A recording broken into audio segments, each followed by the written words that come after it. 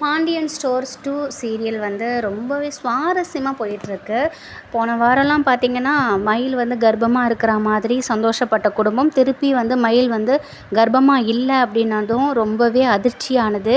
சரவணா மயில்கிட்ட பேசுகிறதே கிடையாது. கோமதியும் கொஞ்சம் வெடுக்கு வெடுக்குன்னு தான் மயிலை வந்து பேசிக்கிட்டே இருந்தாங்க. இப்போ பார்த்திங்கன்னா, அடுத்து சுகன்யாவோட விஷயம். சுகன்யாவோட முன்னாள் காதலரை பார்த்துட்டு அதே பதட்டத்திலே இருந்தாங்க. பழனி தான் ஆறுதல் சொல்லி ஓரளவுக்கு தேதி கொண்டு வந்தார்.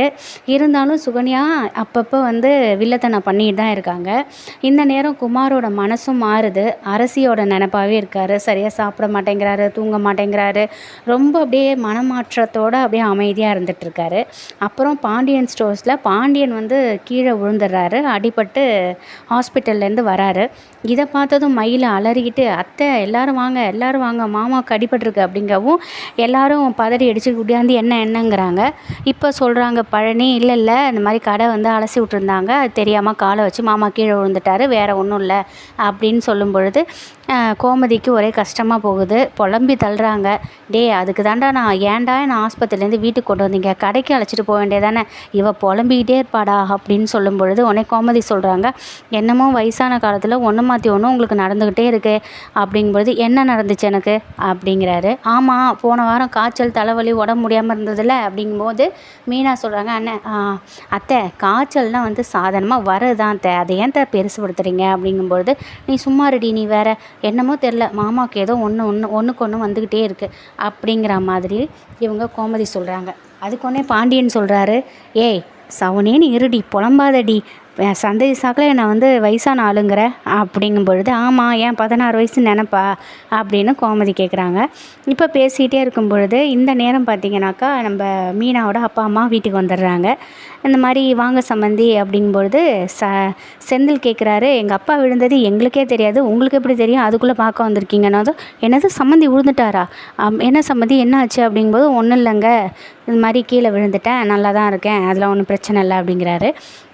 இந்த மாதிரி குலதெய்வத்துக்கு வழிபாடு பண்ணணும், பொங்கல் வைக்கணும், மாப்பிள்ளைக்கும் வேலை கிடச்சிருக்கு, அதுக்காக உங்களை குடும்பத்தோடு கூட்டு போகலான்னு வந்தோம் அப்படின்னு மீனா அப்பா அம்மாவும் சொல்கிற உடனே, சரி நாங்கள் வரோம் அப்படிங்கிற மாதிரி அவங்களும் ஏற்றுக்கிறாங்க. இப்போ பார்த்திங்கனாக்கா நம்ம பழனி கேட்குறாரு, கவர்மெண்ட் மாப்பிள்ளைக்கு தான் அவன் பொண்ணை கொடுக்கணும்னு நினச்சிட்டு இருந்தீங்க, கிடைச்ச மாப்பிள்ளைக்கு கவர்மெண்ட் போஸ்ட் வாங்கி கொடுத்துட்டீங்க அப்படின்னு அவர் சந்தோஷமாக பேசவும், உடனே மீனாவோட அப்பா சொல்கிறாரு, என்னதான் இருந்தாலும் நான் ரெக்கமெண்டேஷன் தான் பண்ணேன், பணம் கொடுத்து உதவுனதெல்லாம் நம்ம சம்மந்தி தான், அவருக்கு தான் நன்றி சொல்லணும் அப்படிங்கிற மாதிரி பேசிகிட்டு இருக்கும்போது, இந்த இடத்துல சுகன்யா சும்மா இருப்பாங்களா, ஐயோ உங்களுக்கு விஷயமே தெரியாதா, மாமா எங்கே பணம் கொடுத்தாங்க, மீனால பணம் கொடுத்துச்சு, அது வேலை செய்கிற ஆஃபீஸில் லோன் போட்டு அதுதான் வாங்கி கொடுத்துச்சு, இதுதானே பெரிய விஷயம் அப்படிங்கிற மாதிரி வேணுன்னே போட்டு உடைக்க, உடனே அவங்க மீனாவோட அப்பா அம்மாவுக்கு ஒரு மாதிரி ஆகிடுது. இந்த இடத்துல கோமதி அப்படியே தயங்கி பேசுகிறாங்க. அது நாங்களே ஏற்பாடு பண்ணலான்னு இருந்தோம், அதுக்குள்ளே மீனா அப்படிங்கும்பொழுது உடனே பாண்டியன் சொல்கிறாரு, ஏன்டி இதில் என்ன இருக்குது தயங்குறதுக்கு, மீனா தானே வாங்கி கொடுத்துச்சு, தைரியமாக சொல்லு, இதில் ஏன் தயங்குற அப்படிங்கும்போது மீனாவோட அப்பா அம்மாவுக்கு கொஞ்சம் வருத்தமாகிடுது. டக்குன்னு சரி சம்மந்தி நாங்கள் வரோம் அப்படின்ட்டு கிளம்பிடுறாங்க. உடனே வாசலுக்கு வரவும் மீனா பின்னாடியே உடையாந்து வந்து அப்பா அப்பா அப்பான்ட்டு உடையாடுறாங்க. நீ விளங்காத குடும்பத்தில் நீ தானே வாழணும்னு ஆசைப்பட்ட, நீ ஏன் அனுபவி அப்படின்ட்டு அவரு ஒரு போட்டு அவர் போயிடுறாரு. மீனாவுக்கு வருது செம்ம கோவம். அங்கேருந்து போனாக்கா நம்ம சுகன்யாவை கோமதி திட்டிகிட்டு இருக்காங்க, வாயை வச்சுட்டு நீ சும்மாவே இருக்க மாட்டியா அப்படிங்கவும், நான் உண்மையை தானே சொன்னேன் அப்படிங்கிறாங்க. நல்லா உண்மையாக சொன்னேன் அப்படின்னு பழனி திட்டிட்டு போகிறாரு. இந்த இடத்துல நம்ம மீனா வந்து, எதுக்காக தேவையில்லாமல் எங்கள் அப்பாட்ட இந்த விஷயத்தெல்லாம் சொல்கிறீங்க, உங்களுக்கு என்ன வந்துச்சு அப்படி இப்படின்னு போட்டுக்கிட்ட சுகன்யா வெளுத்து வாங்குறாங்க.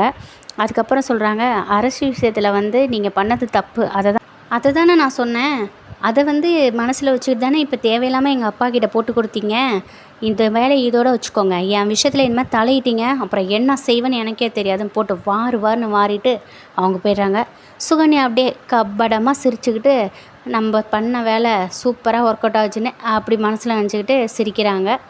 அதோடு ராஜு இங்கேருந்து நடந்து வந்துட்டுருக்கும்போது குமாரை பார்க்குறாங்க. குமாரை பார்த்து பேசும்பொழுது குமார் சொல்கிறாரு, இந்த மாதிரி உனக்கு பிடிக்கலைன்னா நீ வந்துடேம்மா, ராஜி அரசி போயிட்டால, அந்த மாதிரி நீ வந்துட வேண்டியதானே, நம்ம வீட்டில் வந்து சந்தோஷமாக இருக்க வேண்டியதானே, ஏம்மா இப்படி கஷ்டப்படுற அப்படிங்கும்பொழுது, நான் சந்தோஷமாக தானே இருக்கேன், கதிர் என்ன நல்லா பார்த்துக்கிறாரு அப்படின்னு எல்லாத்தையும் சொல்லிகிட்டு இருக்கும்போது, அரசி நல்லா இருக்கான்னு குமார் கேட்குறாரு. நம்ம ராஜ் அப்படியே ஷாக்காகி பார்க்குறாங்க. குமார் போயிடுறாரு. இப்போ வந்து குமார் வந்து அரசியை ஏற்றுக்கணுங்கிற ஒரு மனநிலைக்கு வந்துட்டா மாதிரி நமக்கு காட்டுறாங்க. இதோட இந்த ப்ரோமோ முடியுது.